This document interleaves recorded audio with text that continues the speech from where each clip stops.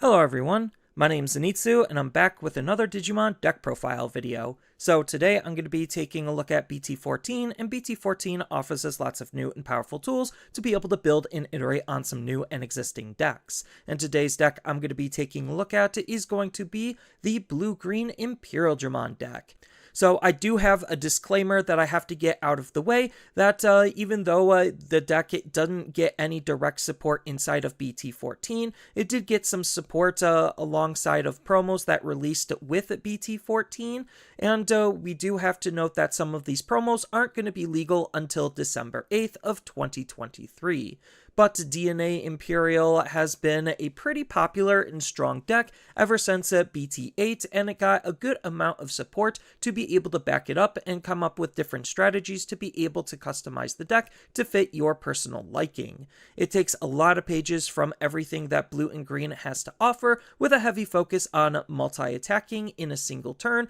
to try to deal as much damage as it possibly can, while also having some pretty decent control elements in it as well, again taking aspects from both blue and green. The biggest weakness of the deck is its inconsistency with playing with two colors, even though that is one of its core strengths because it can take a lot from those two colors. It's just the fact that a lot of his cards are not true dual color cards, so it makes color-based searching a little bit worse as a result. Like stack-based decks, you still also need to find specific parts and pieces, except because you're a DNA deck, you need to find an extra Digimon in order to,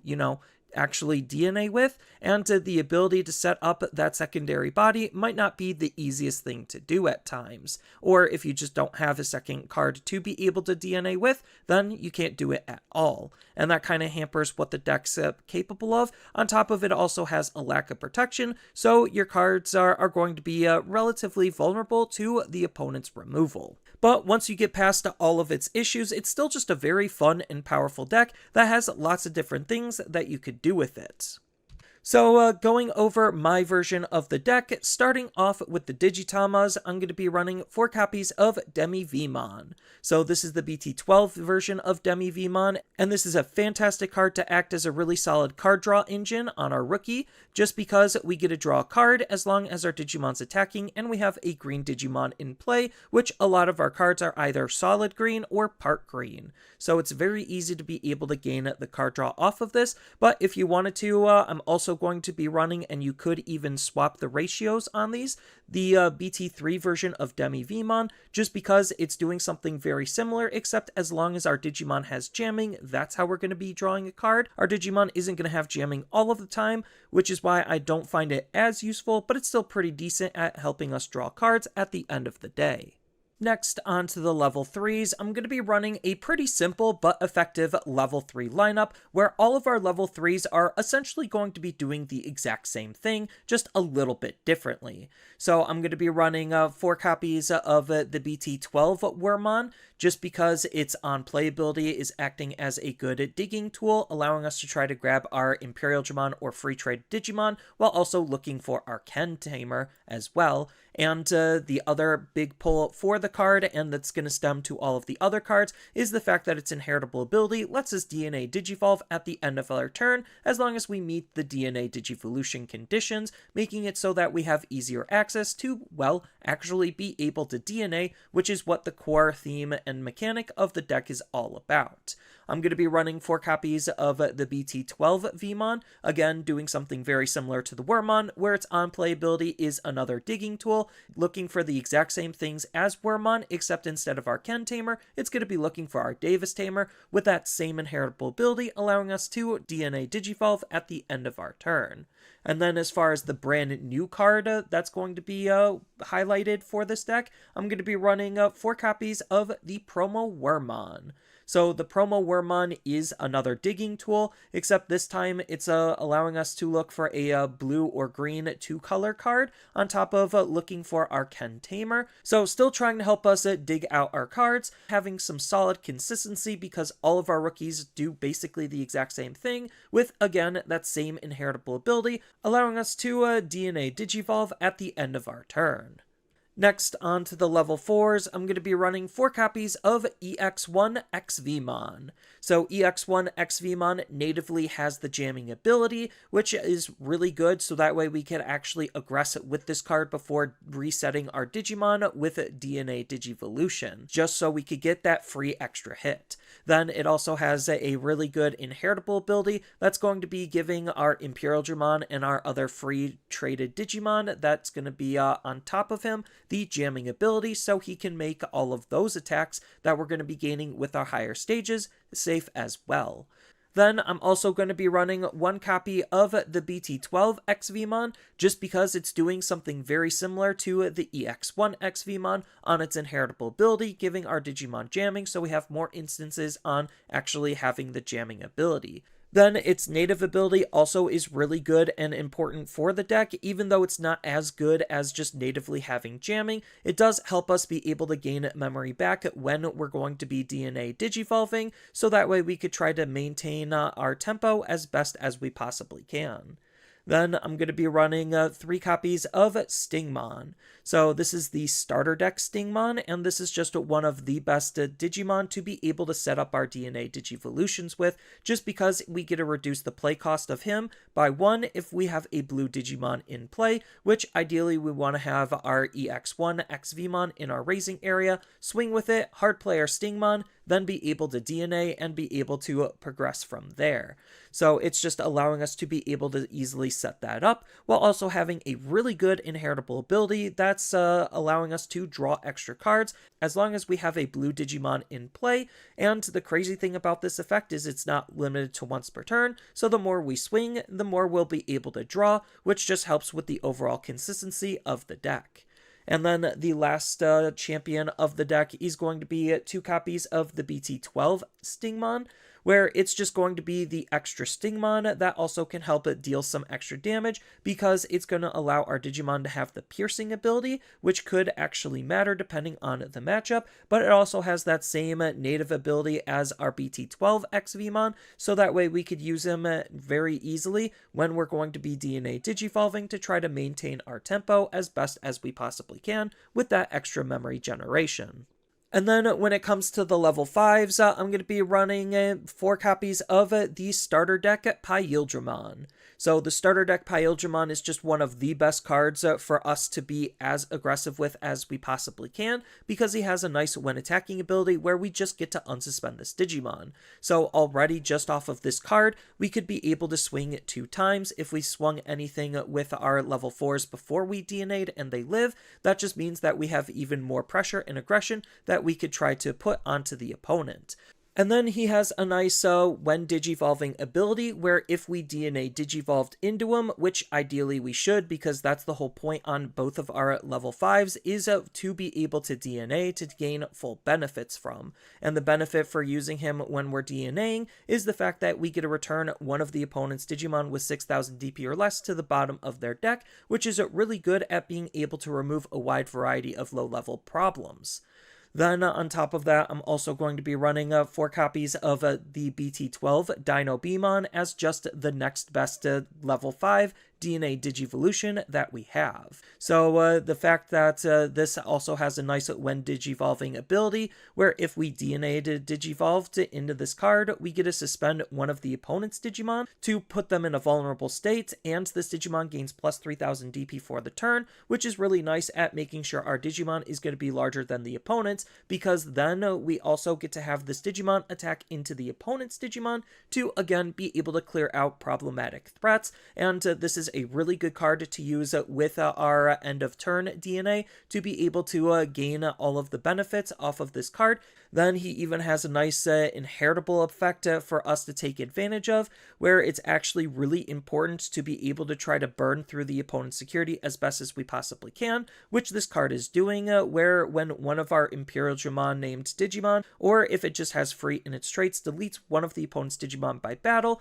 then we also get to trash the top card of the opponent's security stack, so we can combine this with piercing to again be able to deal lots of damage onto the opponent, while also potentially have jamming and some various other abilities going on, making for a very strong level 5 combination.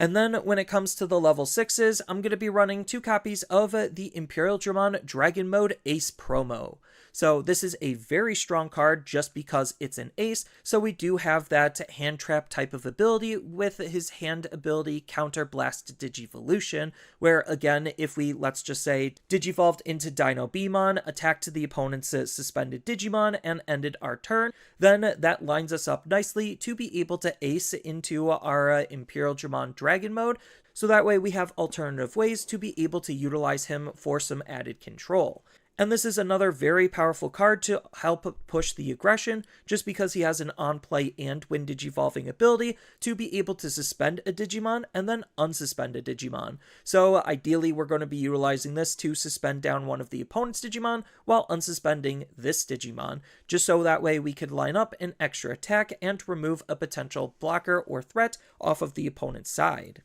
Then he even has a third ability that triggers during all turns, where when this Digimon becomes suspended, we get to play out a Tamer card or a Digimon with 4000 DP or less from our hand for free, which is super valuable at being able to flood the field as best as we possibly can, lining up alternative DNA Digivolutions, while also having one of the best ways for this deck to actually try to set up its Tamers, so that way we could try to play its Tamers out more efficiently, which was one of the deck's biggest weaknesses, is the fact that it had no efficient way at being able to play out its Tamers. So this card just does a lot for the deck as a result, and if you wanted to, you could even bump this up to 3 copies, but I'm just liking the 1 copy of the BT12 Imperialdramon Dragon Mode, just because it's still a very useful card because of that end of attack ability, where we basically get to Digivolve into our fighter mode for a reduced Digivolution cost of 2, making it a free fighter mode to Digivolve into. Then its when Digivolving ability basically is the exact same as what Imperialdramon Dragon Mode is going to be doing for all intents and purposes, where we're basically just going to be unsuspending this Digimon and suspending one of the opponent's Digimon down.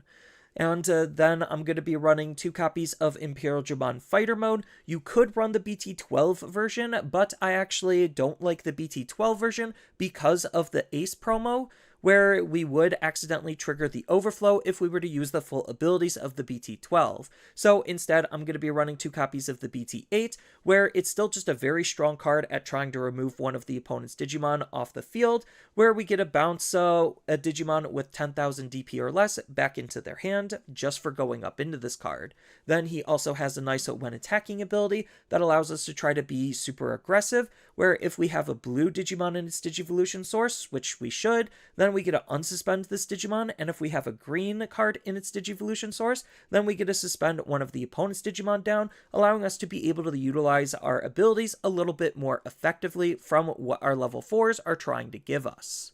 And then when it comes to the level 7s, I'm going to be running 1 copy of the BT5 Omnimon just as an alternative win condition, just because sometimes we need that extra damage, and his Wind Digivolving ability to unsuspend himself and gain Blitz to be able to make that attack sometimes is good enough to close out games with.